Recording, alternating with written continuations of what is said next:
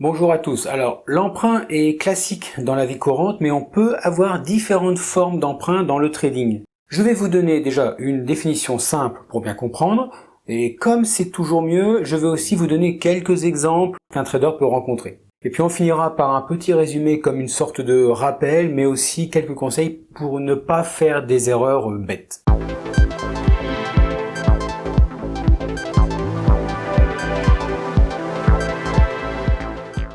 Dans cette vidéo, je vais vous parler de diversification, de portefeuille, de profit, d'effet de levier, puis encore d'autres mots utilisés dans le domaine du trading et de la finance. Si vous ne connaissez pas ces mots, ou si vous les comprenez mal, ou pas bien, allez dans la description de la vidéo, en bas, et puis il y a des liens, et ces liens vont vers d'autres vidéos qui expliquent vraiment plus en détail. J'imagine que vous le savez, mais enfin, un emprunt est un processus par lequel un individu ou une entité obtient de l'argent d'une autre source, généralement une institution financière ou un prêteur, avec l'engagement de le rembourser à une date ultérieure. Bon, ça, c'est la base. Pour un trader, les emprunts peuvent avoir des implications assez importantes, à la fois positives et négatives, en fonction de la manière dont ils sont utilisés.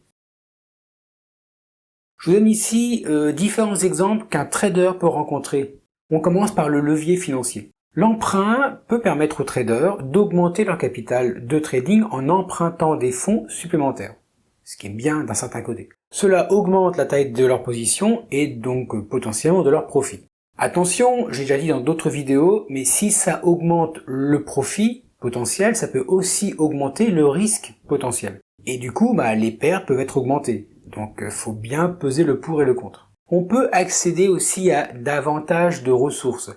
Les emprunts peuvent donner du coup aux traders un accès rapide, très rapide, à des ressources financières pour saisir des opportunités de trading, investir dans de nouveaux actifs ou diversifier tout simplement leur portefeuille. Chose auxquelles on pense pas beaucoup, mais les traders peuvent également utiliser l'emprunt pour gérer leurs risques. Par exemple, ils peuvent emprunter pour couvrir une position existante afin de réduire leur exposition au risque. Par contre, faire ça, faut vraiment le faire en étant sûr que la position soit vraiment gagnante, sinon il y a un risque de perdre double, donc c'est pas forcément top. Alors, attention, rien n'est gratuit, il y a des intérêts à payer. Les emprunts impliquent généralement le paiement d'intérêts sur le montant emprunté, ce qui peut réduire, bien sûr, les profits réalisés à partir des transactions. Par conséquent, les traders doivent être vraiment attentifs à la charge financière associée aux emprunts. On l'a vu un petit peu plus tôt, mais il y a un risque de perte accrue.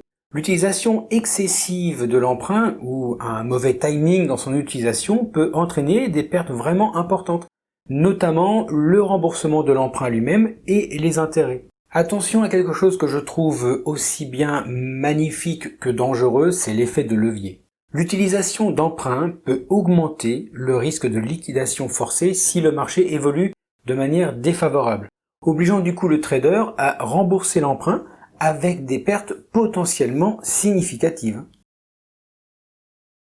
En résumé, les emprunts peuvent offrir aux traders un levier financier pour augmenter leurs investissements et leurs opportunités de trading, mais ils doivent vraiment être utilisés avec prudence.